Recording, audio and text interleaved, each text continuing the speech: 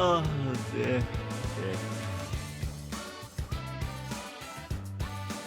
Hello and welcome to FPL Mate, your best mate for fantasy Premier League content. My name is Dan. How's everyone doing? End of the season finally. I have been dreading making this video.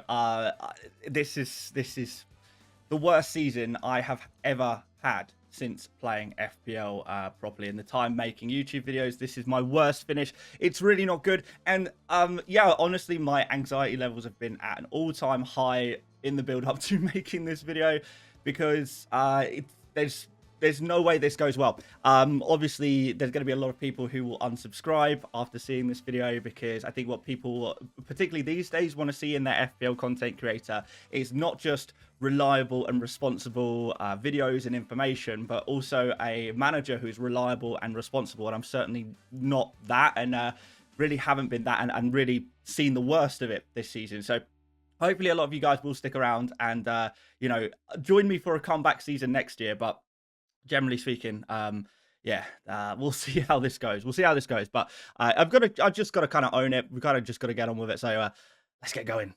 So, final game week 38 scores. It was pretty much as bad as it could be in game week 38. I was taking a lot of risks kind of in the last 4 game weeks, playing pretty irresponsibly. And for the most part, it seemed to be working and things were going my way. However, game week 38, it was definitely an absolute disaster. A huge red arrow, possibly one of my biggest red arrows of the season.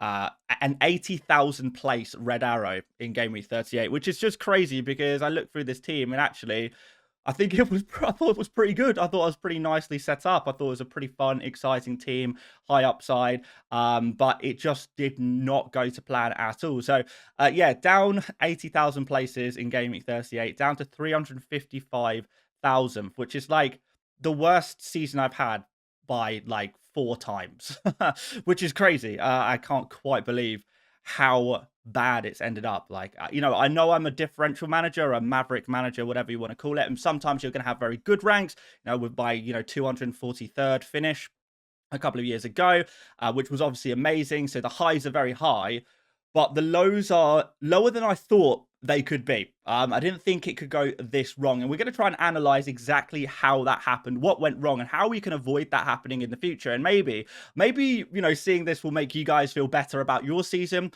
But maybe, you'll be able to learn a thing or two about what went wrong for me and how you guys can apply that so it doesn't go wrong for you guys in the future as well. I'm certainly taking a lot of lessons and we've deeped things a lot. So let's go through this. So this is my ranks over the season, courtesy of Fantasy Football Hub. They have this tool where you can kind of have a good, like, a nice graph to see what your season looked like. And really we can see that, the season started off pretty rough for me, really struggling to break into the top 1 million, but we did it. We did it all the way up until game week, game week 14, I think it was, where we entered into the top 500k. And after that, stayed within the top 500k for the rest of the season. So actually got to some pretty high ranks, got to around 100,000 by the mid-season point, by game week 18, 19, which was pretty nice. But after that, there was basically no movement, basically a plateau, which is a really frustrating kind of FPL season. And I think that frustration really did bleed into me and how I was playing FPL, because I was frustrated because my rank wasn't moving really very much at all. I seem to have plateaued and I really wanted to break into those top ranks, and I tried to do that with some differentials, trying to go a bit different and see what could happen. So this graphic is from FPL Optimized, and this is really from a data perspective. I know this is not an 100% science, but it kind of gives you an idea of your decision making and also how lucky you were as well. So you can see the green dotted kind of line here going across the screen shows your predicted points for each game week. How strong was your team expected to be for that game week? And then we have the blue realized arrow. So the line. So that is how many points you actually gained from your decision. And obviously you can see the difference between what you were predicted for each game week and what the actual outcome was. And generally speaking, it looked like the predicted line was looking pretty good for me for a lot of the season. And we'll maybe, again, not an exact science, but we can kind of use the green line as a skill indicator and the blue line as a luck indicator. So the green arrow, the green line looks really good. So we were making some good decisions consistently throughout the season, all the way until the wild card, where you can see my skill level dropped off massively. We really started to make some poorer decisions, probably born out of some frustration of not really gaining or losing very much rank and trying to do something different and force something. Because I think if you are having a season you're not totally happy with, and I think I was doing fine for large parts of the season, if you get a lot of frustration, you start to try and look for those solutions. How can we get out of this? I want to have control. I want to be able to do something about this. How can we try and do something? And the way I did it was by really hammering those differentials, really trying to push against the crowd. But the further I strayed from the crowd, the decision-making started to become worse and worse and worse. And then we have the luck line here, the realized line. And generally it wasn't so good. A lot of the time I was below my predicted scores, below my predicted rank, because you know, we know at FPL, as much as it is a game of, you know, there's obviously some skill in it, there's also a lot of luck in it as well, and that's something we have to accept as part of the game. So for a lot of these weeks, actually, even though the decision making was good, particularly in the start of the season, the decision making was very good, but for large parts of it, the luck wasn't quite there. Then we got to the midway point of the season where the decision making was still pretty good, but the luck was so bad. You can see sort of from game week 24 to maybe game week 30, we have this period where you can see a big gap between my high predicted points, so good decision making, but poor luck, poor outcome. And at the end of that period where the luck was just bad, you can see at that point, my decision making dropped off. So it was a mentality thing for me. That's something maybe I do need to improve on. If I do get consistent bad luck, do I trust the process and continue to try and make good decisions, or do I, you know, do what I did this season where I started making bad decisions because I was born out of frustration? Now, the bad decisions were not great, don't get me wrong, but what you can also see here is that the gaps between the skill, the predicted, and the actual outcome were enormous towards the second half of the season. They were huge. So even though some of the decisions at the end of the season look like they were bad, because we can see a downward trajectory here, the actual outcome was disproportionately large to the quality of the decision making. So I think it has been an unlucky year for me. I've used a couple of data models to try and see how unlucky I was, but it looks like I got 11 out of 38 game weeks with positive variance, with a better outcome than predicted, and 27 out of 38 game weeks, I got a worse outcome from predicted. And this is not just foresight predictions. This is based on what actually happens in the football pitch, on the football pitch. So basically, it means a lot of my players were, you know, defending well but losing clean sheets, getting chances to score but not scoring them, etc, etc. So that was happening a lot towards the end of the season, and it ended up with a huge downward variance trend, and I got some really bad luck there. So various tools suggest that my luck percentile is between 20 and 25, so I'm in the bottom 20 to 25% of lucky managers. So not very lucky this season. That is part of the game, you know, you have to accept that. Other years you will get very lucky, some years you will get unlucky, but this year was not my year for luck. For a lot of the season, it was good decision making, but I also have to accept that particularly towards the end of the season, my decision making became poorer, and I think that was born of frustration. So let's have a look at variance, overperformance, and underperformers, and this is something that I thought I would analyze to see, did I have a lot of the players who are overperforming, or did I have a lot of players who are underperforming? And what we will see here is, if we look at the popular overperformers, we see the likes of Salah, Bowen, Cunha, Wood, and Burmo, Ahmad, Rogers, Strand Larson, and Watkins. Compared to, I imagine, a lot of you guys, I barely owned the players with these huge overperformance. So you can see here, expected goal involvements for Salah, 34 this season. So based on what he did on the football pitch, he should have had around 34 goal involvements. And if we look back on Salah in previous seasons, typically he will perform at around his expected level. He's not typically an overperformer, but this season he very much was. And I only owned him for 23 game weeks. I'm sure a lot of you guys owned him for 30 plus game weeks, maybe even the whole season. So that was a big part of the season that went wrong for me. A big overperformer I didn't have enough of in my team. Jacob Murphy, I only owned him for one game week. That was my free hit game week 34, where he only got an assist. After that, we've got players like Bowen, who I had at the end of the season, who really did help me, to be fair, at the end of the season. But players like Cunha and Wood, two players who massively overperformed on their numbers, like almost doubling their output compared to their expected numbers. And I barely owned them this season. I owned Cunha for just 4 game weeks. I owned Wood for just 2 game weeks. So I completely neglected these players who were overperforming. So I definitely, at the start of the season, made a decision to play a more data-based game, but also a differential data-based game. A lot of data-based managers really struggled this season because there are players like Cunha and Wood who were overperforming. And, you know, if you are a data-based manager, you will look at this and you will think, this can't possibly continue. You know, it's Cunha and Wood. They are not the 2 best finishers in world football, surely. So this is surely going to eventually stop happening. But it didn't. It just kept going and going and going. So if you look on the left, these are a lot of the players who were very popular. I hardly owned any of these players compared to the crowd. But on the other side, we have these underperformers players who actually had high expected goal involvements, but actually didn't actually get very many goal involvements in comparison. And I'm sure a lot of you guys are looking at this list and saying, oh, I barely had anyone from this list. But I had Robertson for 7 game weeks, and he was a big underperformer. I had Sarr for 11 game weeks this season, another huge underperformer, particularly when I owned him. He seemed to only overperform when I didn't have him in my team. But there we go.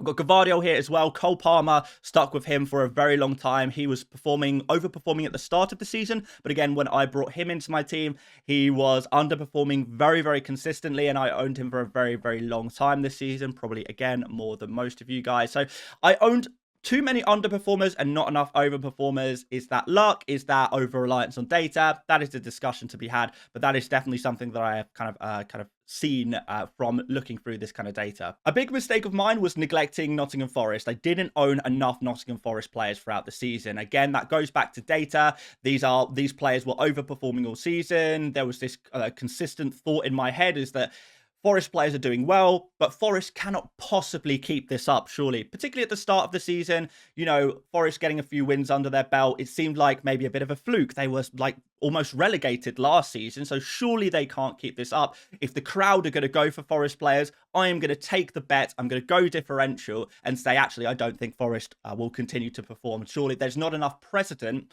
for them to continue to perform. And yet they did. So whilst a lot of you guys will be looking at Wood and saying, oh, I owned Wood for 20 game weeks this season, I only owned him for 2. The only other 2 Forest players that I owned were Nico Williams, who is the only major Forest player who underperformed on his expected points. And I owned Hudson-Odoi for 1 game week. And of course, that was the game week he got injured. So I did not have any joy with Forest this season, and that is something I do need to take on the chin, something I do need to accept. If players are playing well, if teams are doing well, maybe I should have more faith in them rather than just thinking, yeah, this can't possibly continue. Maybe I should have more faith in them, and that's something I maybe need to take into next season. So this is where things get really depressing, and I have been logging throughout the season, really, a lot of the 50-50 decisions that I had to make. Maybe not all of them are 50-50 decisions, but a lot of decisions that, you know, some of them were last minute. A lot of them, you know, were decisions that I went one way in my, you know, team selection videos. And then we got to the deadline. I ended up taking a slightly different route and looking at how much these decisions cost me. Now, on the other side, there are going to be some other decisions that went for me. And I'm sure there's other poor decisions I made that also went against me that I missed out on this list. But the total here is enormous. So let's just start from the beginning here, give a couple of examples. So in game week 1 through game week 11, so between game week 1 and my first wildcard, I had a decision to make. Do I go for Haaland or do I go for Salah? Of course, some people could go for both. And if you went for both in game week 1, then, you know, we're looking at even bigger points gain for you. But going for Haaland over Salah in the first 11 game weeks cost me 50 points alone. After that, we've got Muniz versus Wood. Now, this was truly a 50-50 decision. It basically came down to a coin toss on the final day before the game week 1 deadline. And that decision decision alone, going for Muniz over Chris Wood, cost me 23 points in that 9-game week period. Not good at all. Similar situation with Henderson versus Sells. I chickened out of Sells because I was worried about his minutes a little bit. And again, 14 points cost there. We've got the triple captain, and lots of the chips, in fairness. Triple captain are compared from Salah in game week 24. Maybe some of you guys did Haaland in, what was it, game week 3 or something like that, where he scored a huge amount of points. Obviously, I triple captain Haaland against Southampton in game week 9, where he put his best XG performance of the season, but only came away with 1 goal and 6 points. So a huge point swing on the triple captain. If we look at some of the other chips here, going for assistant manager slots rather than the Moyes, Emery, Glasner move cost me 18 points. My free hit team, so this is game week 34. So I've got a few examples here. So I had a couple of kind of decisions. Do I go for the risky one or do I go for the safer bet here? So that was Murphy versus Trippier. That cost me 9 points on free hit. Strand Larson versus Cunha, 9 points on free hit there as well. And I went for Barnes captain instead of Luis Diaz. And if you guys remember the deadline stream, again, I was so close. I really couldn't decide on which one to go for. And I ended up on Barnes. Again, 10 points cost there.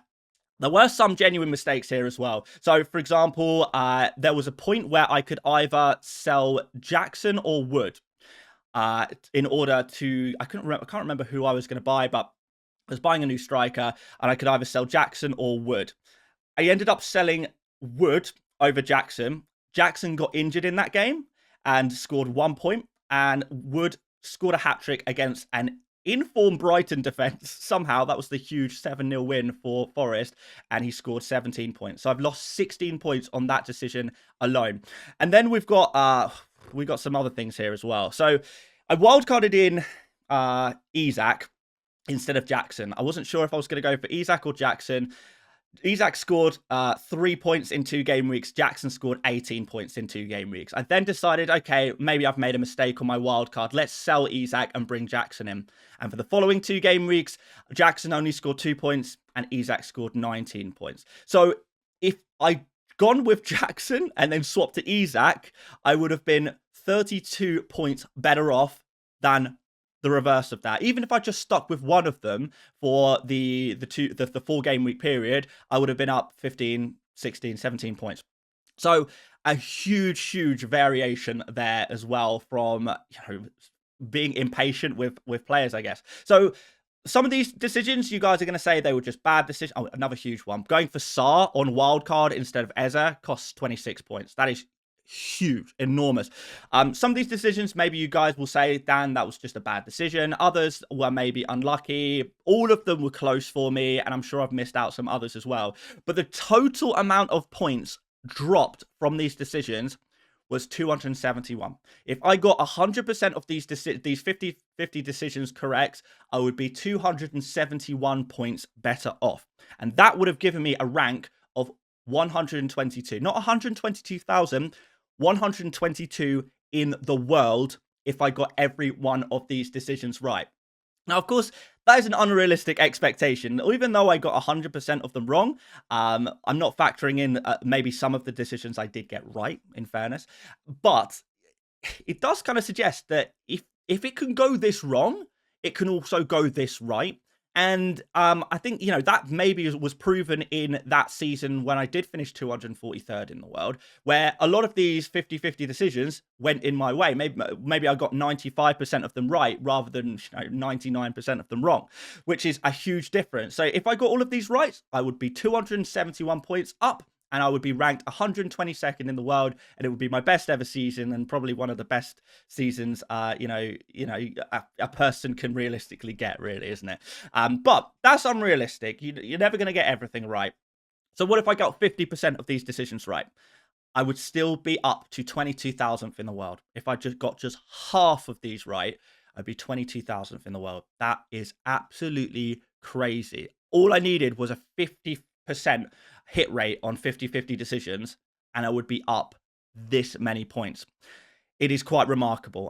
Look, again, this is not an exact science, but it's trying to contextualize how seemingly meaningless decisions can start to build up and really make a huge impact to your season. And, maybe I've just tortured myself by making this, but I thought it was pretty interesting to see just how wrong a lot of the 50-50 decisions I had went. And yeah, again, I know some people say these are not 50-50 decisions. They were for me. They genuinely were for me. So, a lot of people who maybe are more risk averse, they don't want to take a risk, will look at some of these decisions and say, I would never go for that riskier pick. I would never do that. It's far too risky for me. But for me, I would.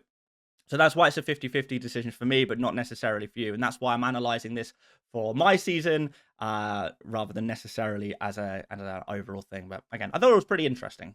Another thing I thought maybe went wrong for differential managers in general, because I don't think there was very much success for differential managers this year. If everyone I seem to speak to at the end of the season, they all said, just keep it simple, play template, and you will get the results you need. Anyone I've spoken to who's tried to go different has really suffered, and this is maybe part of it. Is that there wasn't really many alternatives. I mean, how many of the most expensive players we saw in FPL this year actually really performed? Salah, Isak, and Burmo, Luis Diaz, I think we can all agree these guys had very, very good decisions. Good seasons. Thinking about decisions now. But what were the alternatives? I mean, Haaland and Palmer started the season well, but they were non-options for the second half of the season. Saka, with his injury, became a non-option. Son had a bad season. De Bruyne, I know some people will think he had a good season. He really didn't. He had a poor season. Foden, absolute horror. Ødegaard, Havertz, Jackson, even Mateta, what I think was a pretty weak season overall. Maybe good at the end for some game weeks, but, I wouldn't say it's a good season for him. Gordon, Maddison, poor seasons. So where were the alternatives this year?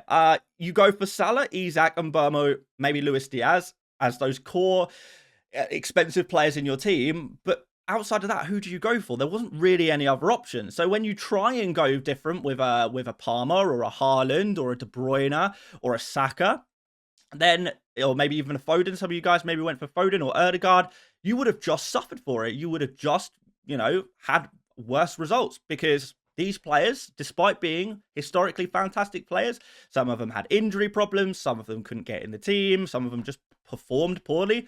What can you do? Where can you go? If you want to play differential and there's no particularly expensive differential to go for, then how do you play? What do you do? And you lose a bit of identity there. So what is the solution? Well, this season, the solution was very simple. Stop playing differential. Of course, I didn't learn that lesson this season. I just kept on trying to do something different, and there was no options there. I was forcing it. I was trying to make options where there weren't any.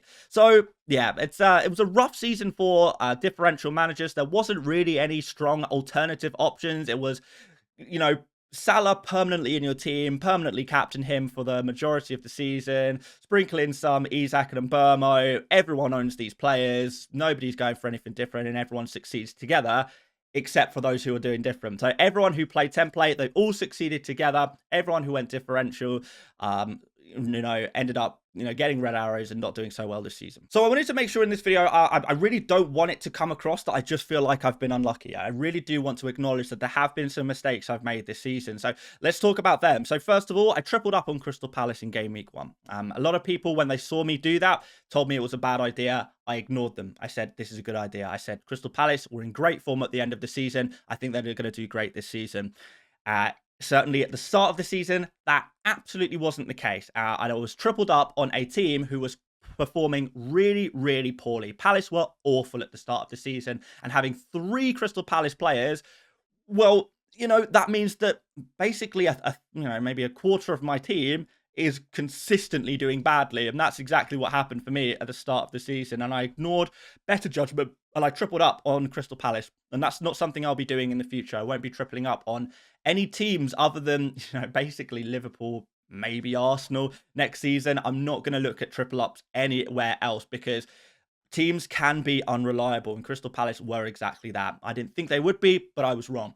I overlooked in-form teams like Nottingham Forest. Anytime a team was in good form, or players were in good form, it's not just Forest, players like Robinson at the start of the season, players like Cunha, I was so focused on their data and looking at it and thinking, this can't possibly continue, that actually it ended up being a situation where I lost a whole bunch of potential points because I was ignoring these players, and that was a mistake. I should have been focusing more on those teams that were in form, those players were in form, and less on the data. And that feeds into this next one: over reliance on data and ignoring grass, ignoring what happens on the football pitch. So that was a mistake potentially from me there as well, and maybe I do need to acknowledge when data is not working for me and adjust accordingly. I do still want to make sure data is a big part of my game.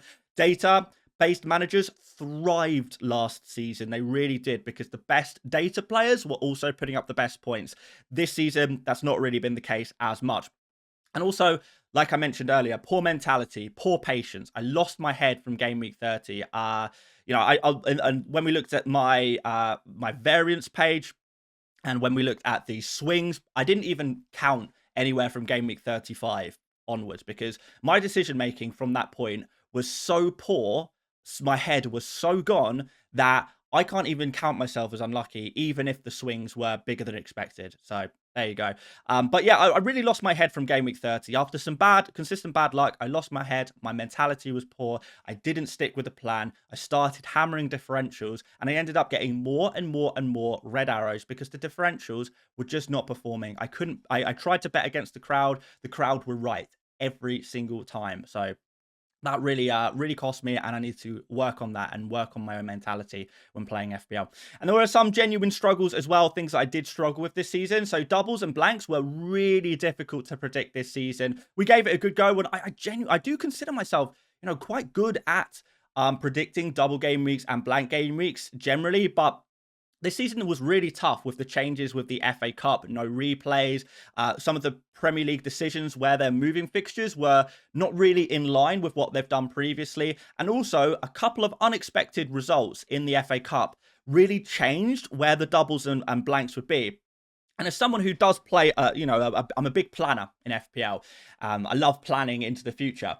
When things don't go to plan and the unexpected outcomes happen according to that plan, then those planners are actually in a disadvantageous situation. If you didn't plan, you were in a much better situation if those plans fall through, I guess. And that's exactly what happened. So I don't want to say that was a mistake from me, but it was a struggle for me trying to predict who's going to double, who's going to blank. And maybe I can take that going forward and think, if there's going to be less double game weeks, less blank game weeks, because there was, we had no big doubles, no big blanks this season. There was nothing big at all in the end, which was really surprising. But if that is going to be the case going forward, I need to focus less on doubles and blanks. I need to, yes, have one eye on doubles and blanks, but not build strategy around it, not build everything I do in FPL around these doubles and blanks if they're not going to be as impactful as they were in previous seasons. And obviously the chips were a bit swingy. The new mystery chip added a bit of chaos as well with the assistant manager.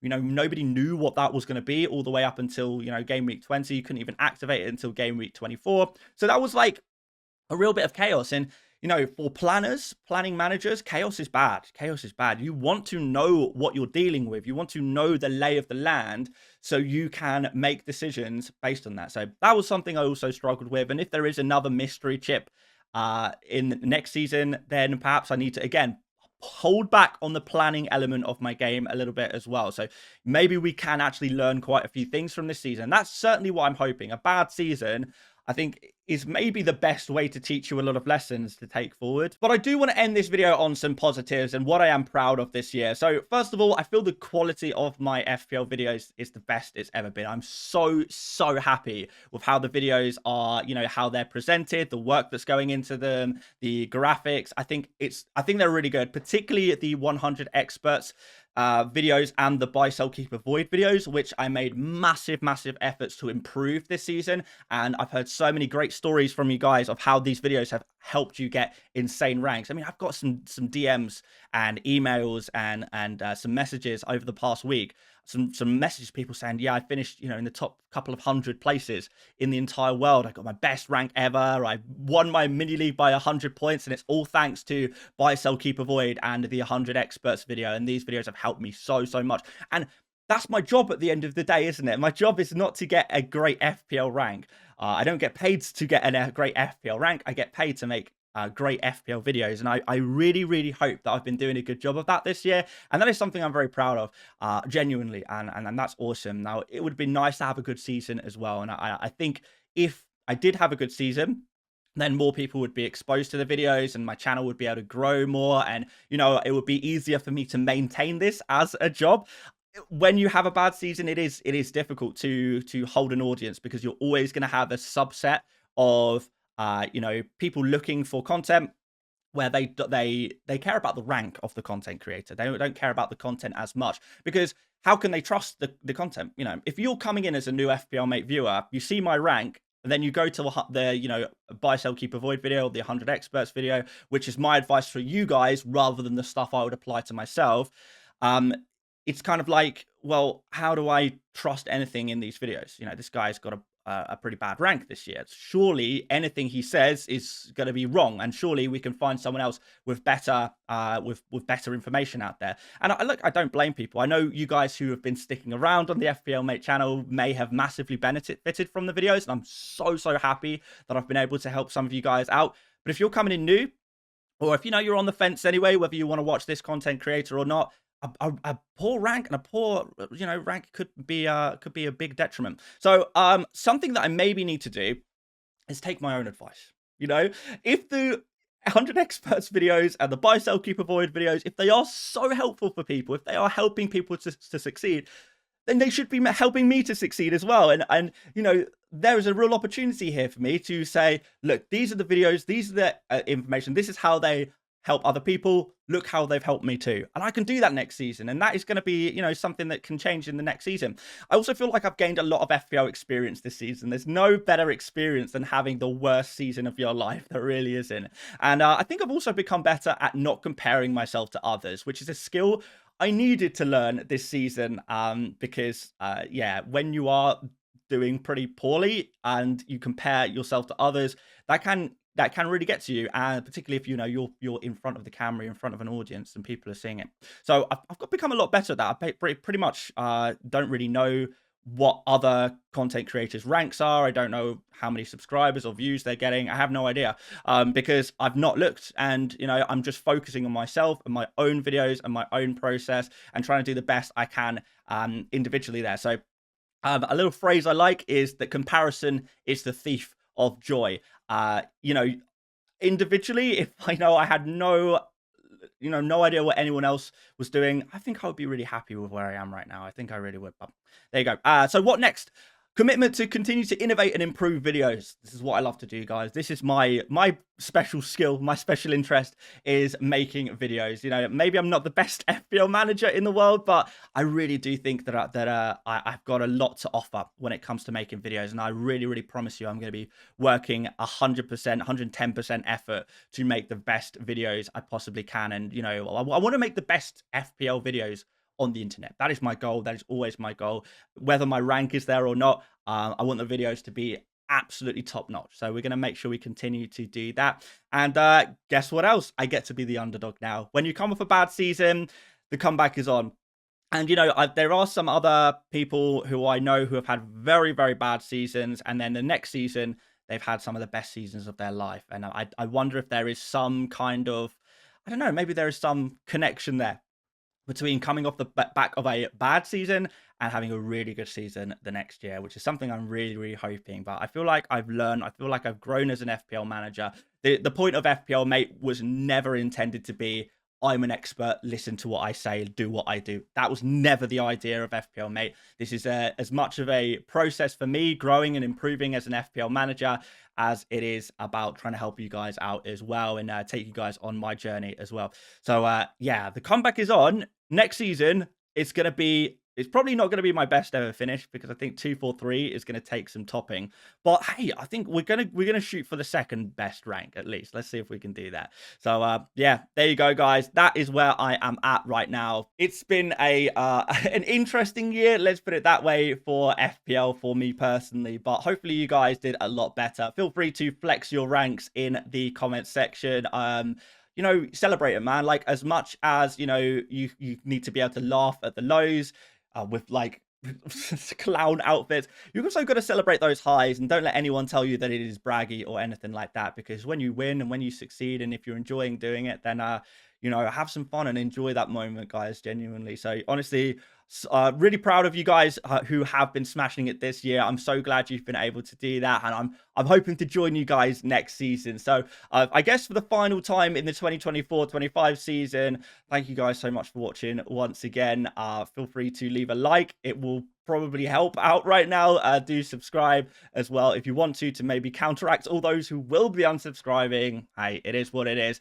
But we will be back over the summer with some off-season videos. We'll do a couple of bits and bobs here and there, but really, I'm just so excited to start the new FPL season. I'm ready to go again already. I want to get going, and I'm looking forward to that, which will be around 6 weeks' time. We'll be back on the FPL game. So looking forward to that, guys. Thank you so much for watching, and I'll see you later, mates. Bye-bye.